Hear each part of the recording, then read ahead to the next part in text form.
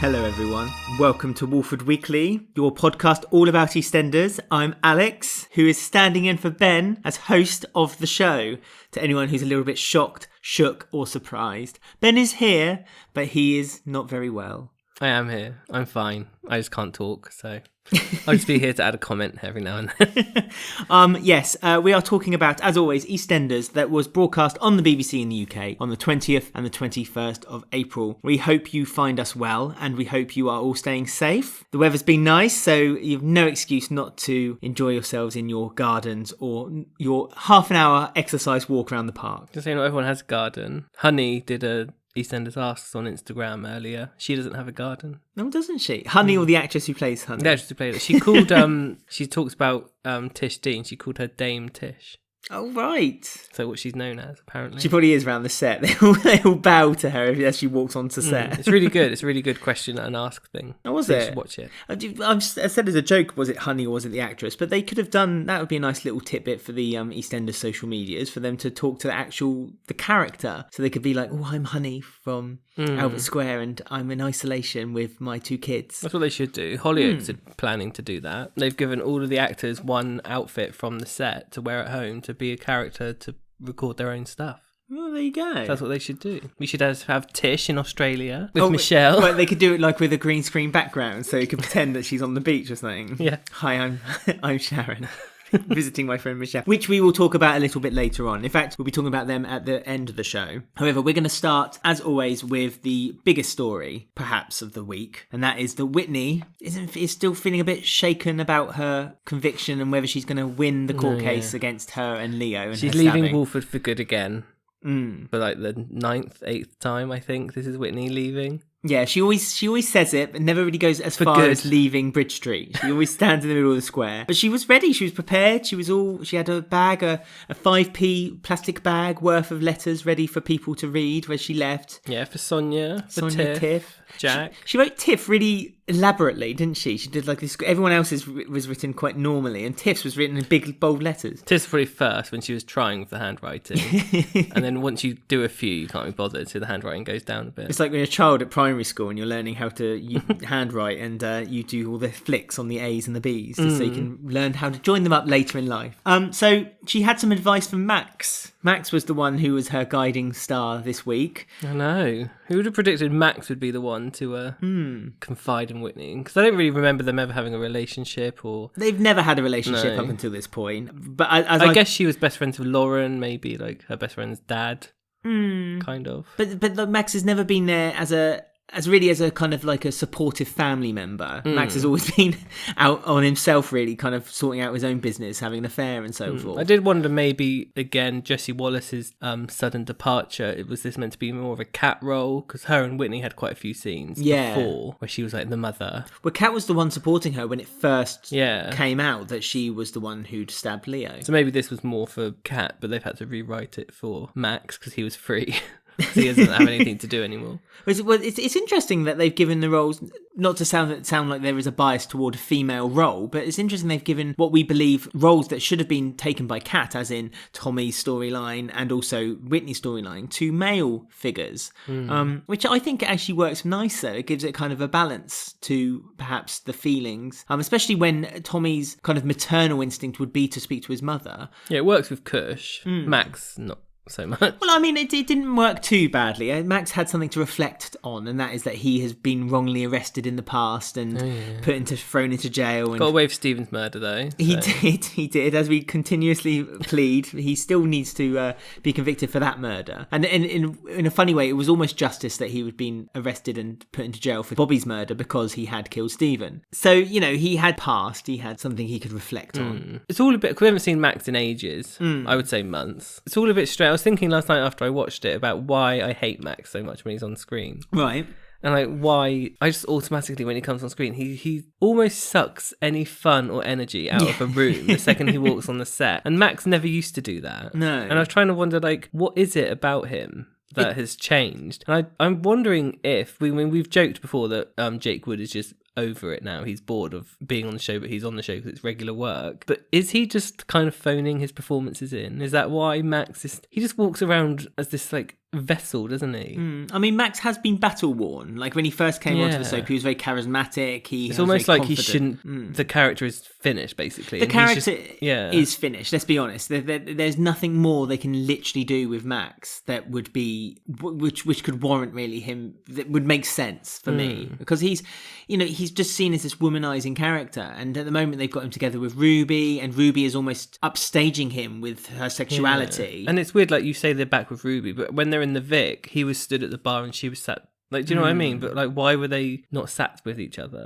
It's really odd. He has connections to the square, of course he does. But like a lot of those connections were burnt. The bridges were burnt because of the storyline he had, 2-3 years ago. I mean, that ultimately damaged Max. Almost irreversibly. It should have been his last storyline, I think, and he could have went out like as a character you remember, whereas now he's just kind of just wandering around. And like we used to hate Jack, and they've managed to like really turn Jack's character around, and he has this big purpose now, and he's a policeman, and he's got ties with Tiff. But he had his moments this week, did Jack? He reminded me when he was shouting at people and like gesturing at people in the bar. And compared to Max, like. I just feel there's nothing for Max anymore. He's almost like how they ruined Phil Mitchell, where he's just like a caricature. Like Max is just kind of wandering around and he doesn't give me anything. Whereas you have Kush taking over Kat's roles, and Kush's character is still really interesting and good and feels fresh. Thing is, they seem to be putting new characters into the soap, which is great, but they're not putting new characters into the soap which you could see would still be in the soap in about 5 years' time. They've no almost icons. There are no icons. They're almost kind of just putting a plaster over the leak rather than actually fixing it and welding it.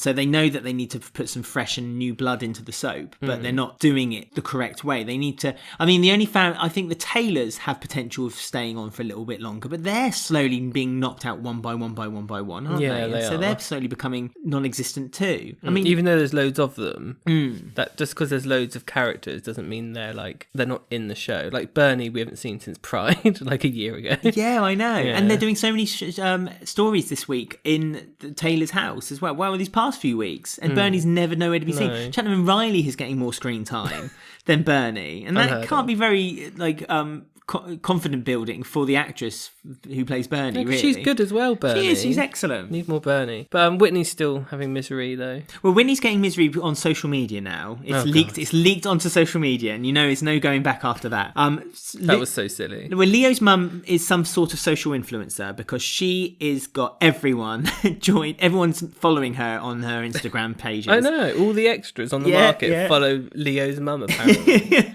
It's so weird. I mean, presumably it's getting shared online, and that's why people are commenting on it and this and the other. But it was done as an Insta story, and as far as I'm concerned, Insta stories aren't particularly something people. Well, some people from Whitney's school messaged it, didn't they? And said, "Oh, she was always been asking for it and stuff." And everyone was just looking around, looking at Whitney, but no one told her what it was. And Sonia did the usual that she always does: is hide the problem and hope no one sees it. Again, that's what she did to Bex, and look what happened to Bex. Yeah. When she's left, she's gone as far away as her mum as she can. So Sonia didn't really cover it very well whatsoever. But Whitney did eventually find out. But then Leo's mum got arrested for malicious social media content. And Whitney thought that's the end of it. We're all done. Yeah, she was like, I won't leave, because everyone was gathering round for drinks with Whit in the Vic. Yeah. And it was nice. Big Mo was being used really. We've been saying this for a while now, but she's being used quite well at the moment as more of that elder family sort of character. And she was there. Jean was there too. All the characters were there rallying around. All in support of Whitney. And it was nice to see that as well. The community. That's been a bit lacking. They brought it back when Kate Oates was returned, but that seemed to dwindle away a bit. Something I was going to mention to you is that I've noticed that we were praising the fact that they were kind of intertwining stories amongst one another again, but it's been lacking again recently. There's been not as bad as the block storytelling we had with John York. No, but it's last summer it was amazing. Yeah, and now it seems more of a treat again that they seem to be intertwining into one another's stories again. This week it happened a lot, but previous weeks not so much. Yeah, intertwining stories. That's Kate Oates is the thing she does best on soaps. Is she knows how to intertwine 5 different stories all overlapping each other. Whereas obviously she's now in charge of 10 shows rather than 5 shows rather than 2 shows. And so it seemingly seems to be lacking now. Yeah. Although I agree. The music seems to be coming pulled back a little bit too. Yeah, there's none this week. No, Apparently, there was the press edit of Tuesday's episode. There were background noises in the scene when Max was talking to Whitney about prison. Oh, right. There were background noises of like those weird metal prison noises. Clanking noises, like keys. Apparently, there was them in the press release, but they weren't in the one that was aired. Oh. So that's positive. Well, they're obviously listening to what people are saying. I mean, it's quite a vocal argument on social media. Because I would have thought at the end of the week when Michaela turned up behind Whitney, I thought, there's 100% going to be music now. But there wasn't. So that was good. Yes, because she did turn up, didn't she? So even though she was being arrested like 5 minutes ago. It was earlier in the day, and I think it was more of a caution, so that's why she wasn't still in prison. But again, we're now starting to silly. It's starting to get into the realms of silliness once again because Whitney had put the letters that she'd originally written into the bin, didn't tear them or anything like that, just placed them lightly on the top of the bin pile so anyone could then pick them up later next week, which undoubtedly that will happen. Yeah. And Leo's mum had a knife in her hand and was threatening with in the middle of the square where people could have, but then I suppose Martin got dangled off the bridge, so that's but also, didn't Michaela message Whitney and Whitney had 2 phones and she suddenly went outside to meet someone? Yeah, I didn't really understand weird. that she had, who did she think it was? One phone went off and then another phone went off and she took that one out of her pocket too, so why is that a business phone? Well, maybe. But who was she? It was really weird. But she turned up with a knife, and apparently she's like going to kidnap Whitney or kill her if she makes a noise. And it's like, why is Michaela doing this? And why is there another kidnapping storyline? And how many warehouses in London are they going to occupy? Oh yeah, but she's going to be in a warehouse. Do you think? Probably with an HD TV setup. Oh yeah, she could be put into a car boot. This is what my son did to me, and slams it down over her head. I mean, she seems to forget. It's just so weird. Like we saw the character for 2 episodes months ago, and she was Team Whitney. She knew Leo was going nutty. When he released her from the car boot, she said, "You were dead to me, you're a psychopath." And now she's kidnapping Whitney with a knife. Yeah, it's just so stupid. It's a very strange turn of events. I mean, I did like the shock at the end. Like, I didn't see it coming. But really? That doesn't mean it was good. I mean, for me, it ruined the episode. It ruined the episode for me. I really enjoyed that second episode this week. And I thought, I didn't really, I guess I didn't know that it was going to end that way. But there was always a part of me inside that knew that there was going to be some kind of twist at the end for Whitney. Well, yeah, because she was happy for 5 minutes. Yeah, exactly. Whitney's not allowed to be happy. You can't be happy. No one can be happy on the side. I'm interested to see how they're going to show why Michaela's like this. I'm assuming they're going to tell us why, but I don't know if anything will ever ring true about it. I mean, it kind of makes sense now why Leo is the way he was, because both of his parents have slight issues. Yeah, but when we met his mum last time, she wasn't like that. So why is she suddenly crazed? Well, it's the fact that last week also they said that she was helping the police and that she sympathised that she knew her son was a little bit troubled. So why is she... I mean, the grief of her son getting killed or dying must overwhelmingly, make her... Carmel didn't go nutty when Shaquille died. Like, that's true. It's like a recent thing, like since Hunter. I'm waiting for Sharon to go over the edge in a minute. Well, we don't know. And so as soon as she finds out that Ian perhaps was the culprit, that there's still more to come. Will Sharon take him to a warehouse? Sharon did get a knife and nearly stabbed Phil at the funeral. Yeah. And she has history of kidnapping people. Look at Keanu. Her and Karen dragged him up a set of 5 flights of stairs before they did the parkour over the roof. Let's not mention that. No, so obviously I presume then it's going to be a misgivings and everyone's going to think that Whitney's run away and Max is going to blame himself perhaps, and perhaps more self-harm storyline for Max. Maybe we'll be reminded ourselves of that. It appears every 18 months, doesn't it, that storyline? I mean, Jack has got too many troubles on his own plate anyway to worry about Whitney, because he is now taking up lodgers because Keegan and Tiff are now officially chucked out of Ted's flat. The one thing that they were asked to do and look after, and they failed at it. I don't feel sorry for them though, because they were illegally in that flat and they had been warned. They knew it was coming numerous occasions because that guy came round to interview them. So when Patrick was pretending to be Ted, they should ask to move in with Iqra and Habiba, really, because they're in a massive house, just 2 of them. I think it's more of an issue that rent is going to be very hard for them, and so they're thinking that Jack's going to basically let them live there rent free and a free takeaway every Friday. Which was the main selling point. Which we saw on a Tuesday, which was fun. Was it a Tuesday, though? Or was that episode always meant to come out on a Friday? I don't know. It's so confusing. But it was nice that they got they used Denise for this storyline, because Denise is Diane Parrish is such a good actress. Yeah. That like it automatically just made the whole storyline so much more believable when she was like asking Jack questions about why he believed that Keegan was guilty and things. I agree. And I liked that Denise kind of took Keegan's side as well, because she said this, the evidence that you're putting toward his conviction is inconsequential, essentially. You've got a video cam where it doesn't really show him lunging at the police officer. It just shows him, he just tripped toward the police officer. And the second camera conveniently has been broken. But they are trying to put together the tape together. A bit like the Roswell incident when they got the alien tape. They're going to put it back together again and find out what's the truth. They can twist it. But I mean, surely, like, if there is no second body cam footage showing Keegan doing it, there'll be there's no case, because you can't prove it either way. Yeah, but Jack seems to think it's like, if you don't find it, you'll be guilty. Well, Jack said that, the detective who is convicting him has a good history. He's well known in the police service. Yeah, exactly. And Jack would, trust him with his life. There's no corruption in the police service, even though Jack had been sacked from the police service for corruption. But Jack turned a blind eye to that. It reminded me actually of a few months when Jack rejoined the police service, and there was hints there was going to be a storyline where Jack felt like he was becoming an underling within the service, because there was that guy who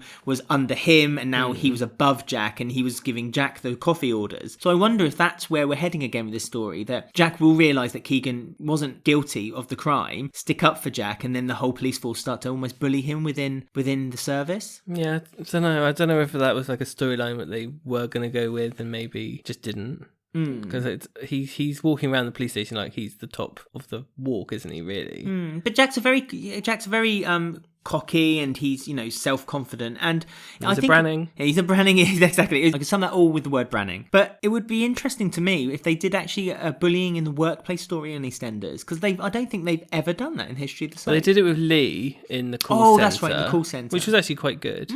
Well, it's caused him to have suicidal thoughts. But it would be good maybe with Jack, because he's so like masculine and tough, it. to maybe see that. So for me, I'd like that story, and it's a very fictionalised and almost animated version of the police service on EastEnders, so I don't think it would damage the Met too hard if they did have a story like That's that. True. I mean, because we've also got Callum possibly joining the police, and there's always that thing of like a gay policeman that could also be like entwined with that sort of thing. Jack could stick up for Callum, so it would be a second instance when the police service think, well, this man's meant to be on our side, because that's almost an unwritten rule, isn't it, in the police service, that no matter what, you stick up for your own.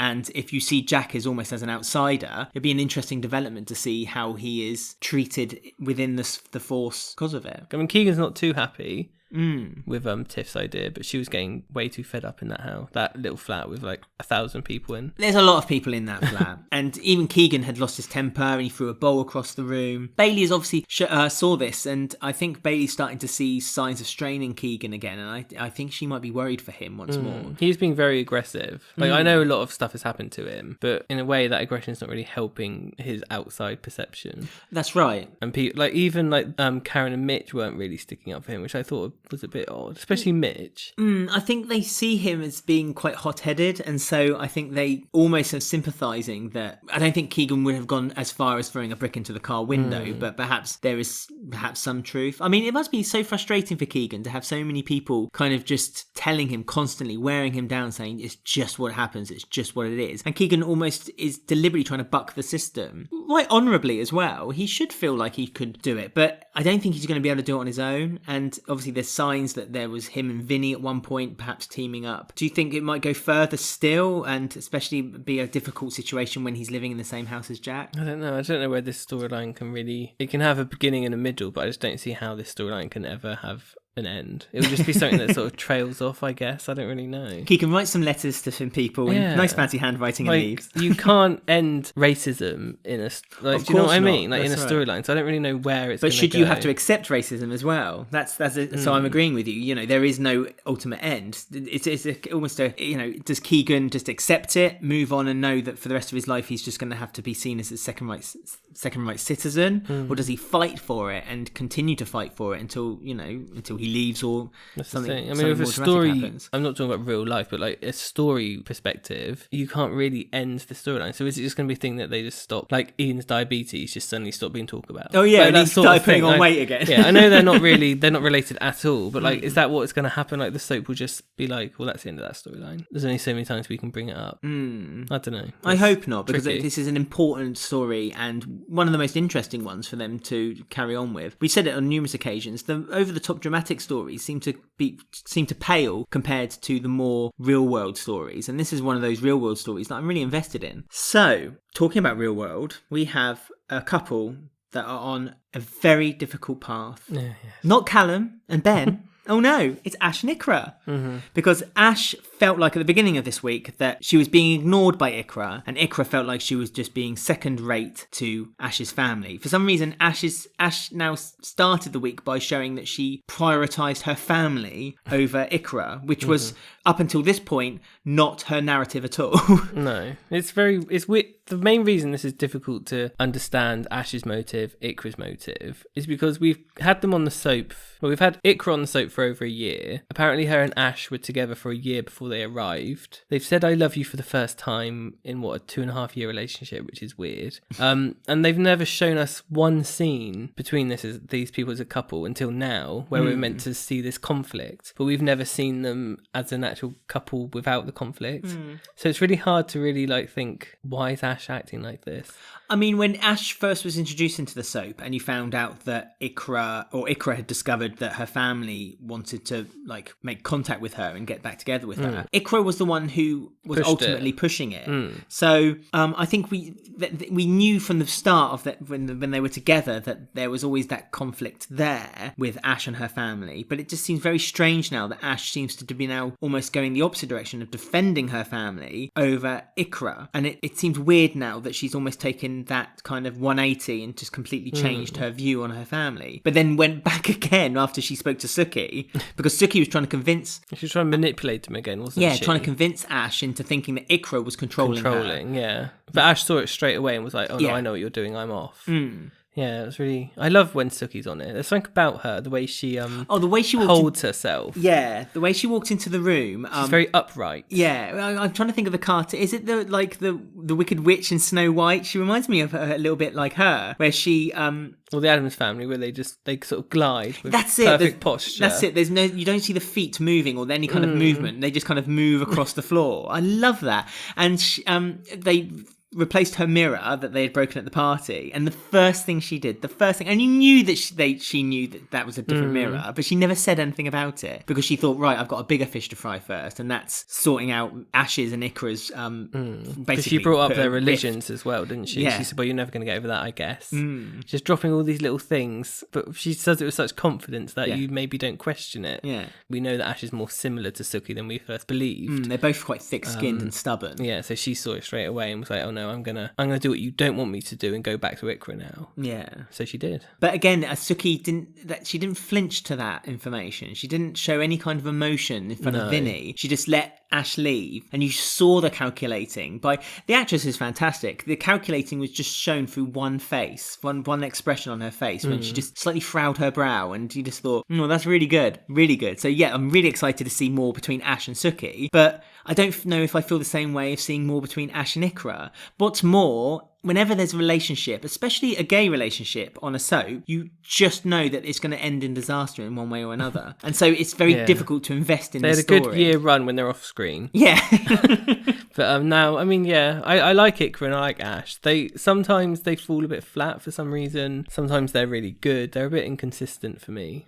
Like when they said they loved each other for the first time. I don't know, something was a bit off with it all. I don't know what it was. Yeah, it felt a bit too staged. Yeah. And it felt like it was forced. But it was nice, like I say, it was nice to have that scene on screen, and hopefully it doesn't end with some kind of death at the end of it, but I fear that it might. And we had no Habiba this week. Yes, so unfortunately... Where was she? Well, she was searching for... Jags still. Jags, yeah. Never stop searching for Jags, she won't.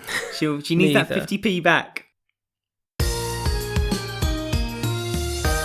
Thanks for listening to the podcast. Don't forget to subscribe on your favourite podcast app. You can also get more Walford Weekly content on our YouTube channel. Just search Walford Weekly on YouTube, subscribe and ring the bell. And if you want more content, go to walfordweekly.com or see us on our Twitter, Instagram and our Facebook page. More details at the end of the show.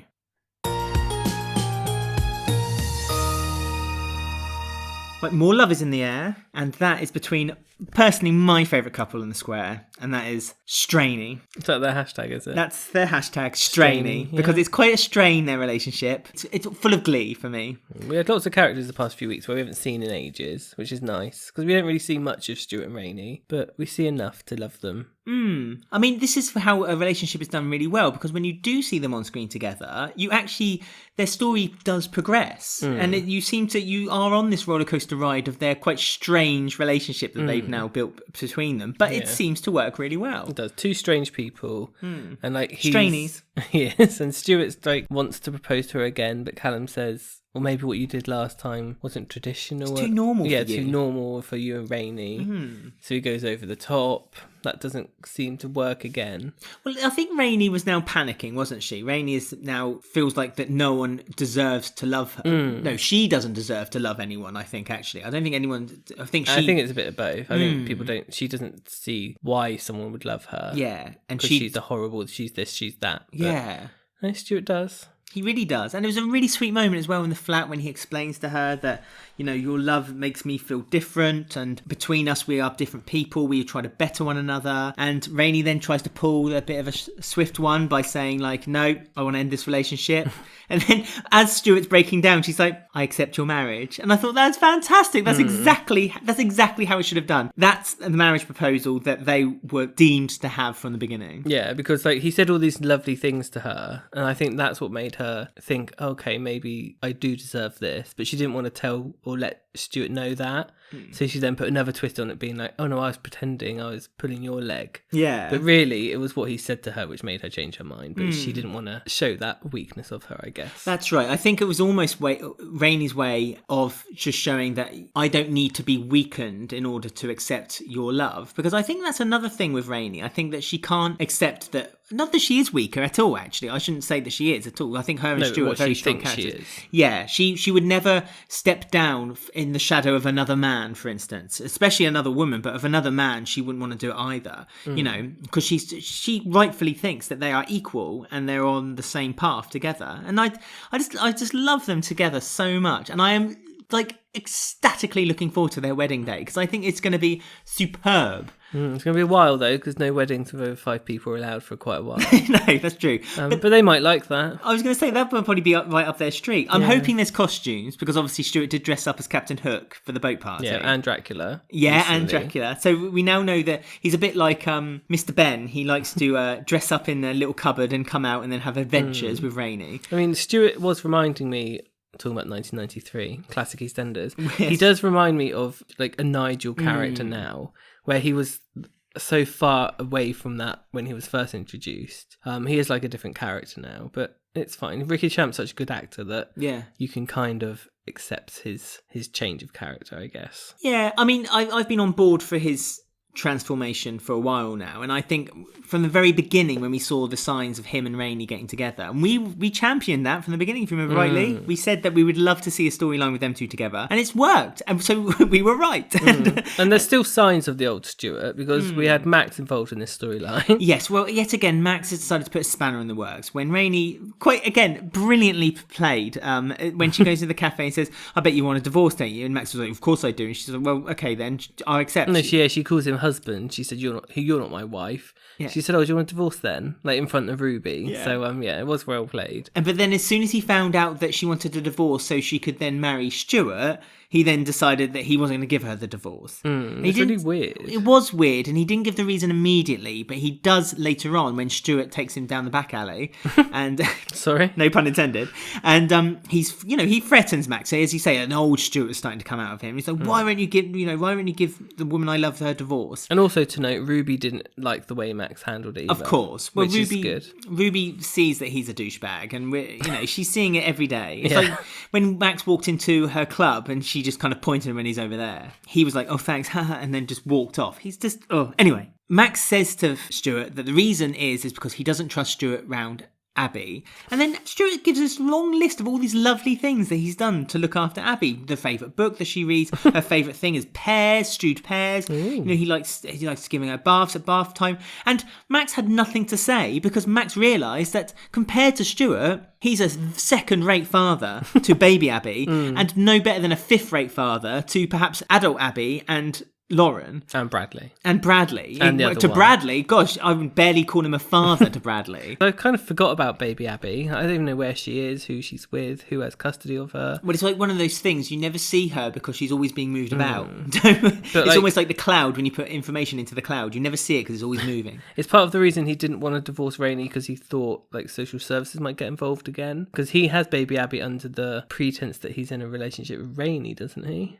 Well, that's true, but he didn't really indicate that was the reason. No. He just said it was because he didn't trust Stuart with baby Abby. But what right he has to judge Stuart's parenting is beyond me. Because yes, okay, Stuart's got a kid. Stuart's got a kid, and perhaps she wasn't brought up the best. She did lie for him. No, she was self-asserted. She was stylish. She was clean. That's true, but you could tell that she wasn't. She's never like going to be her dad's number one fan. No, she didn't like Stuart. No, old Zara. Yeah, that's it, Zara. But Whitney was able to talk Max around as well, because she said a few things about family. Yeah, I wasn't really listening. It's basically what Whitney said was what changed Max's mind, and he went over to Rainie and thought the bigger picture is like we might as well just get on and make things easy. So he said to her, "Yes, I'll grant you the divorce." But he it's typical Max. He wanted to hold the power for a bit on his terms. Yeah, absolutely. Yeah, 100% Max. So he has to. Yeah, as you say, he has to have it on his terms. Now he's decided that it's okay. It's okay for everyone else to. He is the nucleus of this square. In his head. Yeah, he'll probably try and get back Rainie now just to annoy things. Oh yeah, to spite Stuart. Yeah, probably. That wouldn't surprise me. So it'll probably be a fallout with Ruby. He'll have a couple of too many warm... that was a thing I was meant to point out. Jack was like, "Oh, come over here, Max, your whiskey's getting warm." It's like, I thought you were meant to drink whiskey warm. Anyway, off the topic. But yeah, it's... I don't know. Something's going to get in Stuart and Rainie's way, but I don't think it'll be enough that will ruin the wedding. Like I said, I said on Twitter, I'm buying a hat. I'm turning up. I'm looking forward to my invitation. Unless there's a death on the wedding and Stuart will die. No! There was a weird quote that did Rainie say it to him, or he said it to Rainie, like, "You're going to be the last person I love," or something. It was something like that. He did say something like that. It was something like that, and I thought, oh god, that's a little Dennis Rickman foreshadowing there, isn't it? No, I don't want them to. I want them to be like this relationship that lasts on the square. I think that because so many relationships start on the square, which are all lovey-dovey and everyone loves one another, and it just feels like so perfect. The fact that Stuart and Rainie's matrimony had all begun with very earnest beginnings. Don't forget, Stuart was threatening Rainie and dug his nails into her. Yeah, and broke into her house. Yeah, broke into her house and all kinds of stuff. The fact that their relationship started in that way, I just think it's perfect that it's going to last. It might be a good time, actually. I know I love both the actors, but it might actually be a good leaving storyline for them to get married and then go. No. Yeah, but I don't want them... stay. I know, but I don't want them both to stay too long that they just become there. Like, Stuart was kind of on that verge to me already, where he's kind of just there. Well, that was when he was living with Dot, but now he's got the story where and I love that they've got the business together. They're looking after the funeral parlour. Yeah, I think it would be good if they didn't outstay their welcome, but I don't know. That's just me. I got a feeling that the actors would probably feel the same way as you as well. I think that they would never want to stay there long enough that they become boring. But I do think they've got a year or two left, and I think they've got a baby story left as well. Baby Abby story? No, as in they have their own kid. Rainie can't have kids, can she? That's the whole reason she wanted baby Abby. Oh, sorry, I'm being a prat. Although Sharon couldn't have kids, and she had enough. Or they could adopt. They could officially adopt. I suppose that could be the story. Baby they could Abby. officially adopt baby Abby, and there'd be a big Move custody away again. Oh, I hope they don't do a kidnapping story. I mean, one thing about the wedding, who do you want to be there? Me. Zara? No, I mean, talk characters. Do you want Zara to turn up? Yes. Stuart's ex-wife? Yes. Cora? Oh no, Tanya? Lauren? You know who I want turning up, don't you? Who? got my invitation to the post. Yeah, Ted Box. Yeah. No, what's his name? Dylan Box. Dylan Box. He could turn up From the grave. Yeah, and then finally we know that Stuart didn't kill him, and everything's okay, and we're allowed to like Stuart 100%. Oh yeah. Dylan Box to return. Do you think the Carters will be invited? I think they'll be invited. That'd be great. I don't know. Rainie's a bit of a funny one. She might be a bit funny with women being around the wedding. She wants to be the only woman or something. Do you? I'm wondering if it's going to be like a proper East End wedding as well. Like the last one they ever did properly for that was Pat and Frank. No, yeah, like a proper occasion. Yeah, so they have tables laid down Bridge Street, and they have jelly deals, and they have kegs of beer outside the Vic, and oh my goodness, that'd be I fantastic. can't see either of them taking it that seriously. Like it won't be like a pretty floral wedding. So yeah, maybe it'll be something a bit off, like in the funeral parlour or something. I can't wait. I really cannot wait for Stuart and Rainie's wedding. Really cannot wait. So we have a little question now about Kush and his parenting to Tommy. Because he's broken Tommy's promise and he's told Jean. Yeah, but for good reason. Yeah, Tommy is not doing too well at school. And after asking Isaac to keep an eye on him, they've now discovered... Well, first of all, the school kept from Kat and Kush that we're going to call you in anyway because there's something we've noticed for the last month or so. It's like, well, you could have let us know a bit earlier that poor old Tommy's got dyslexia. Or possibly have dyslexia, yeah. A severe case of it. I mean, I feel sorry for the kids of Albert Square because, like, not one of them has a good time at school. No. Like, Tommy has dyslexia. Everyone has a topic storyline, don't they? Yeah. Either like an illness no one's heard of. Mick and Linda's kid. Ollie has autism. The way the parents react is also like when Ollie's autism was announced, everyone was moaning like it sounds like he's got this deathly disease and nothing's ever going to be the same again. And it's a bit like that with the dyslexia. Like when Kush told Jean, she was like, oh my God. And it's like, oh, come on. Like dyslexia is it's quite common. You can be perfectly normal with dyslexia. You can, but it's a very tough road. It's I know, but the way they reacted, it was like the biggest thing in the world. Well, perhaps because they feel bad for Tommy. But then they need to hone on Tommy's new skill, which is his piano. His piano playing is very creative. A1. Is he left-handed? Is he creative? Artsy? You use both hands with... Yeah, but left-handed people are creative, aren't they? That's my point I was doing. Oh, I'm sorry. Yeah, it's all a bit death and destruction when they announced he had dyslexia, but Tommy's fine. He's playing piano. I mean, they care for him, and perhaps that's why maybe it's like it's one of those cliches that it's not that they're upset that he has dyslexia, they're just upset that he now has to do something which is 10 times more difficult for any other kid to actually learn at school. I mean, I love Tommy, and I actually really like the actor who plays the little kid actor as well who plays him. He's been Tommy for years, hasn't he? He's got a good range of emotion in him. You can tell that he's upset, and it doesn't look like sometimes when kids play upset, it just feels a bit like like Hattie mushy. from Classic EastEnders. Yeah, like hit me, he's like, no, none of that. I mean, that you find that because he's grown up on set around like Jessie Wallace and Jean, like all the good, and like Lacey Turner. You found that like Maisie Smith, she grew up around Bianca and Carol and Sonia, Whitney. Well, and Sonia grew up along Carol and exactly. Kat, so they pick up on all these like really good techniques. And so you can tell when they have the same child actor for ages and they've grown around a good family of actors, they tend to pick up on stuff. So that's probably why Tommy's better than, say, Amy or Ricky. Yeah, who's just around Jack and Max all the time. That's the mad thing. They recast Ricky, didn't they? But obviously for the purpose of perhaps giving him stories, and they recast him for someone worse than the actual original one. And they really mucked themselves up. I mean, lucky for Amy's actor, I don't know her name in real life, but she had Tamsin Athwaite for a few months. She did. And she had Sean Slater, so that helped her a lot. I actually don't mind Amy. Was good. No, I really don't mind Amy, funnily enough. Just a bit of what she is. But the same as Lily Fowler, she's really good as well. And she's been around like Lacey and James By and stuff. So I think it does... Oh, Lily's amazing. The story that she had when Jean locked herself in the caravan was brilliant. Was really good. So I think it does help the young actors, but it depends who they're around. Yeah. I'd want to be around Letitia Dean, obviously. Would you? There's a lot of skills you can pick up from her. How to drink, how to smoke, how to sit on a act with your eyes. Yeah, that's true. Although, we'll talk about Sharon in a minute, but talking about the piano that I just did, that Tommy's Rain Man impression was performed on, she got that piano from Daniel. It was another gift from Daniel. I don't know, how many is there? I don't know, but it's strange that it was delivered in a cardboard box, this giant, heavy wooden piano. And Stuart dragged it in somehow. Yeah, over the wall as well, because it's quite a narrow pathway into the door. It was that was a bit strange. But I did love that when Jean was walking in, Stuart thought hiding behind the box meant that the whole thing disappeared and that she would never know that there's a present there. And she thought Daniel was in the box. Yeah, for a split second. That was a bit sick, wasn't it? Yeah, it's a bit weird that he gave her a piano. I don't know if there was a reference in there. Be more Jean. Time, I guess, but well, it's just like use your skills, enjoy yourself, learn something new. But Jean seemed quite frustrated, and I feel like this was the first sign. Finally, Jean coming off her meds is starting to show. Taking a while. Yes. The like medication she has to take every 24 hours. It's taken a long time to wear off. Out of her system. I know. I would have thought, within 48 hours, there would have been a sign of something happening. But even if we didn't have these episodes split up, it still has been weeks since that happened. So it's all very odd.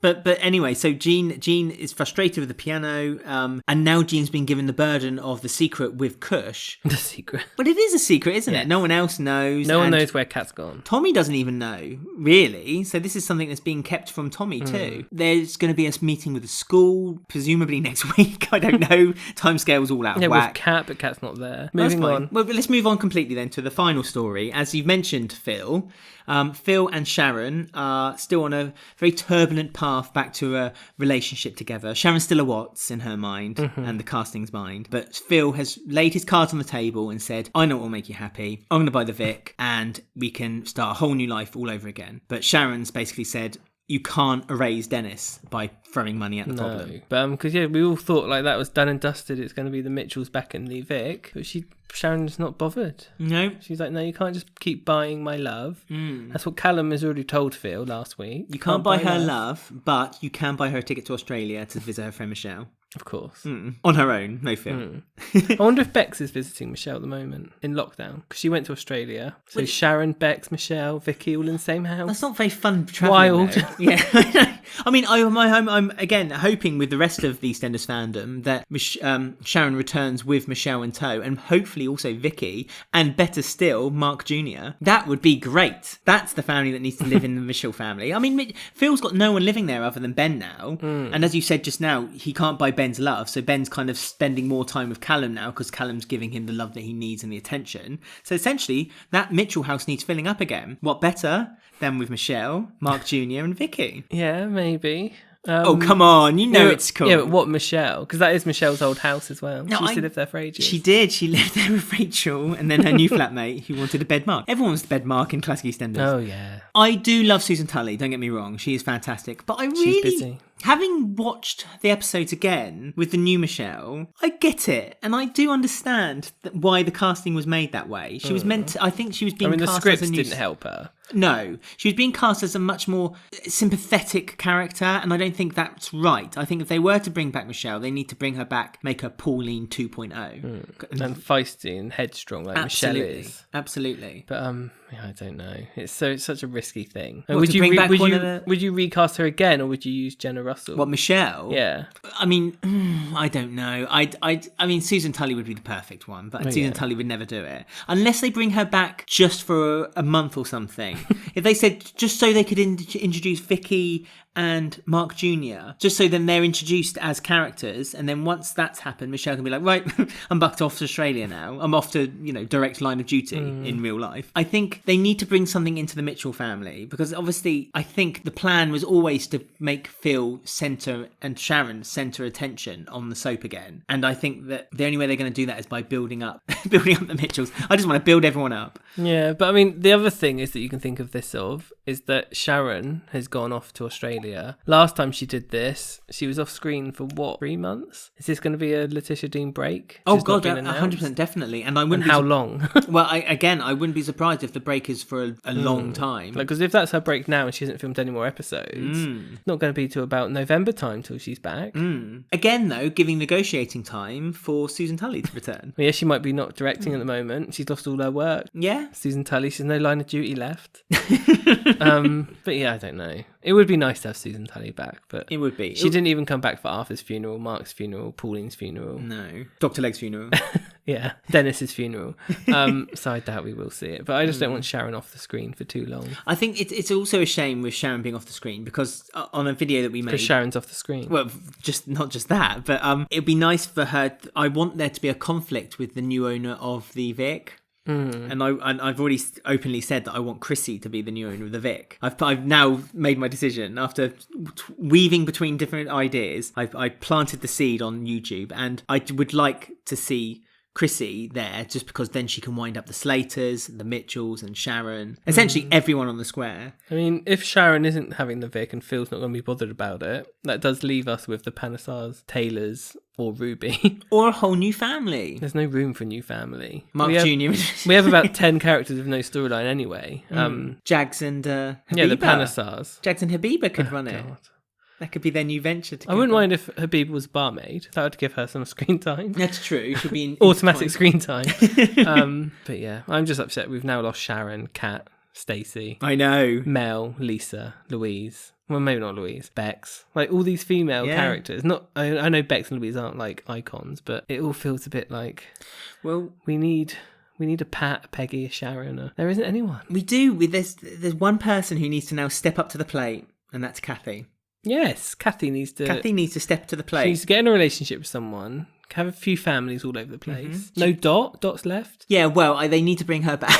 they need to bring her back quickly. Well, they've lost their chance now. No. They need to step up Sonia and Kathy to take over the female matriarch and Big Mo. Why don't they start a rift between Sonia and Kathy? That'd be good, because there's nothing better than a matriarch rift. Oh, yeah, because Martin would be in the middle, wouldn't he? Kind of. Yeah. Who was it you said could be the new Dot and Peggy?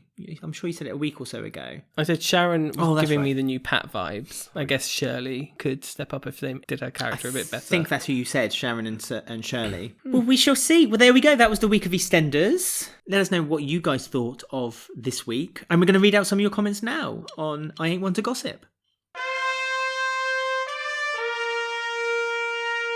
You know me, I ain't one to gossip. So this is the part of the show where we read out your tweets, your messages to us on Facebook and on Instagram. Details of how you can get in touch with us will be at the end of the show. But as always, we put out a question at the beginning of the week asking you for your thoughts and feelings. And this week we asked, what storylines would you give underused characters at the moment? What arcs would you like to give the players who get the scraps? Can I say one that I would give Max? Of course you can. I've said it before. I'm not sure if I've said it on the show before, actually. But I would give him erectile dysfunction and or an HIV storyline. Only because his whole character revolves around bedding women all the time. And giving him something like erectile dysfunction or an injury where he can't have an erection, I think would force him into being, force his character in a new direction finally. He'd have to be thoughtful and actually consider it rather than... And he'd be really frustrated and angry that he can't be this macho man anymore.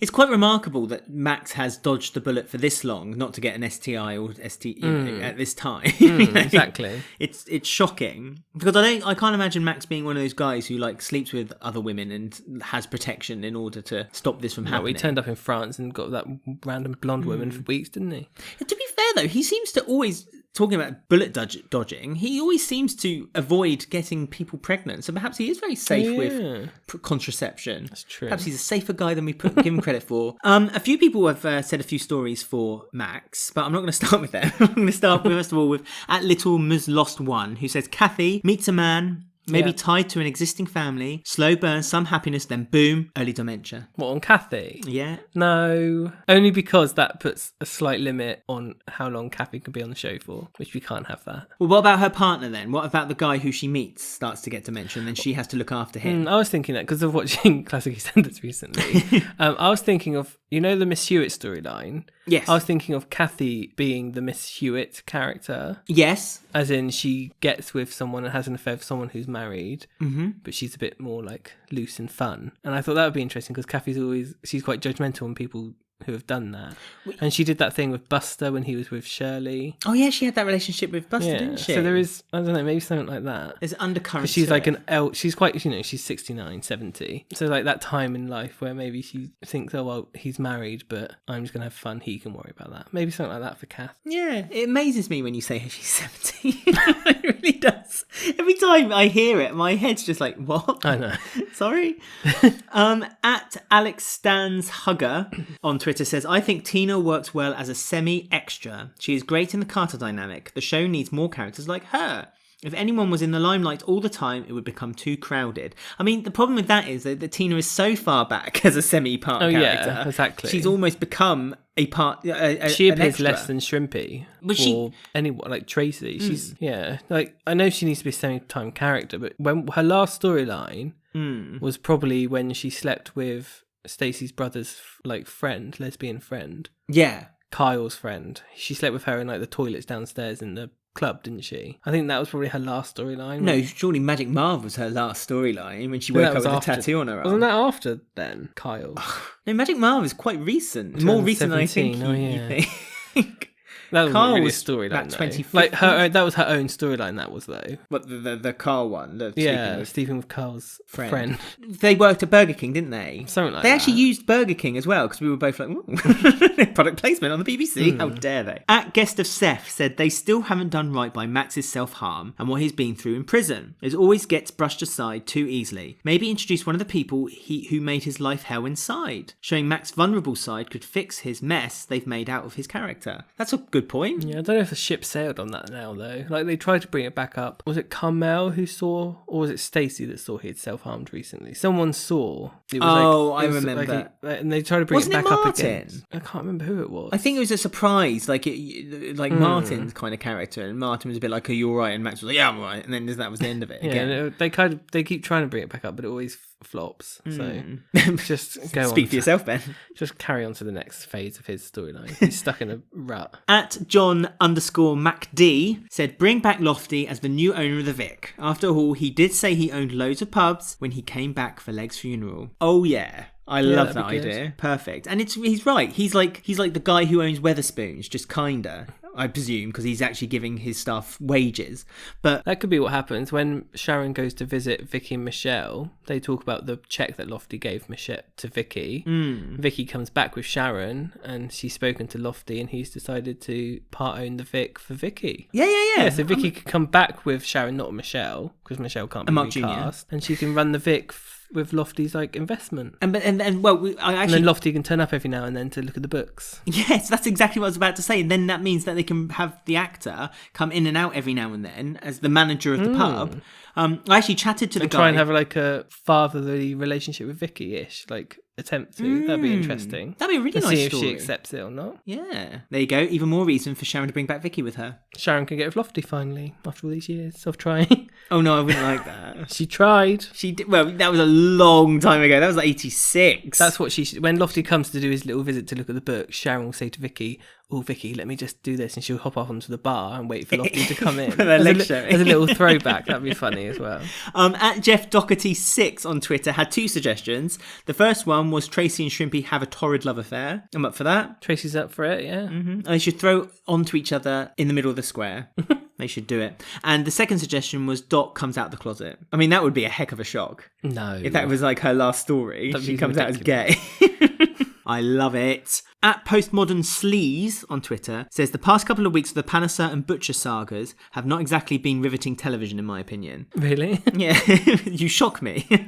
At Ryan Monaghan 16 says I'd like them to do more things on location. I know they can't at the minute, but some of it seems so unbelievable. But maybe I'm watching too much classic EastEnders. They actually left the square then. That's true. They did.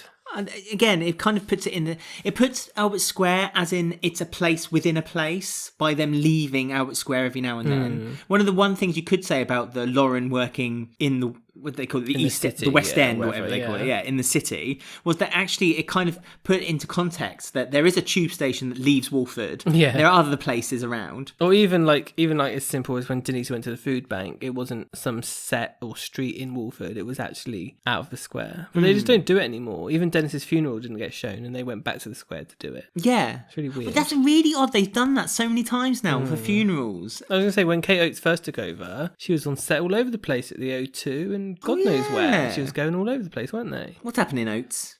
Come on, Oatesy. Oates let her finger off the pedal. Her finger off the pedal? Yeah. How do you drive a car, Ben? Because you've been playing too much Mario Kart. Producer. She took her finger off the B button. Yeah. And I've got a couple more. I'm just going to quickly go through these because we've got some comments also about the show. At Finns Watson 3 says, Max proposes to Ruby one more time as she says yes. They have a celebration at the club whilst Linda gets drunk and goes for a drive but crashes into the door, locking everyone inside. Oil leaks out of the car and sparks some wires and sets fire, and Max and Ruby die. I mean, the last part I can get on board with. I like Ruby now. I know you do, I do. didn't she? It seems a bit, I don't know. It's a well planned up story. It is, but I don't think Ruby would ever say yes. Also, I don't think they need to bring back Linda's alcoholism like that again. I mean, it's always there for waiting now, isn't it? Like, whenever they need like a dramatic story, Linda drinks too much and does Plus, something. we need Tiff to... Maybe do Tiff have that, because Tiff needs to crash, because she's a butcher. She needs to hit she someone. needs to kill someone, doesn't she? About time that another butcher kills someone in a car. And at WCW Line says Kathy should be more in the Albert and they should do more stories there. Yep, that's true. She's never there. Don't really see the Albert ever, because Tina's there, you see. Yeah, no one cares. No one films it. We ask you on our Facebook page, also on our Twitter as well, what you thought about the episodes. Andy on our Facebook has said, I just feel Whitney has been through too much. It'll be used as a tool to get her off, but give the poor lass a break. And it's just misery after misery for old Whitney. I know, it's not very fair, is it? All she wants to do is make clothes. Carwyn Hughes says, Tanya Franks and Ricky Champ are absolutely brilliant. Their scenes are amazing and I can't take my eyes off the TV when they are on. I agree with that. At Katie Phipps says, that ending took me by surprise. I don't know why she's suddenly so defensive of her son, who battered her with a suitcase and then locked her into a boot. Makes perfect sense. And at Sarah31733 says, this is the best storyline they could come up with for Whitney. To be terrorised more, this is so frustrating. I agree 100%. I mean, it feels like they're doing a really overdramatic story for something that could just be something much more simply done. It's just complex for like no reason. Complex for sake of complexity. Like it could have ended when he kidnapped her to that hotel those months ago. And it would have been fine, but it's just more and more and more. More and more over the top. I mean, thank you again, everyone, for getting in touch with us on our social media. If you want to get in touch with us, you can on Twitter at Walford Weekly and our Instagram at Walford Weekly. You can find our Facebook group by searching Walford Weekly Podcast and then clicking to join the page. As I mentioned earlier on the show, you can find our YouTube channel as well, simply by searching Walford Weekly Podcast. If you're listening to us on Apple Podcasts, please don't forget to rate us and leave us a nice comment if you would, please. That'd be very nice. Thank you very much. And you can also hear us on any of your favourite podcast apps as well. As usual, don't forget to stay home, stay safe and look after one another. Have a lovely week. Bye. And we'll see you soon. Bye.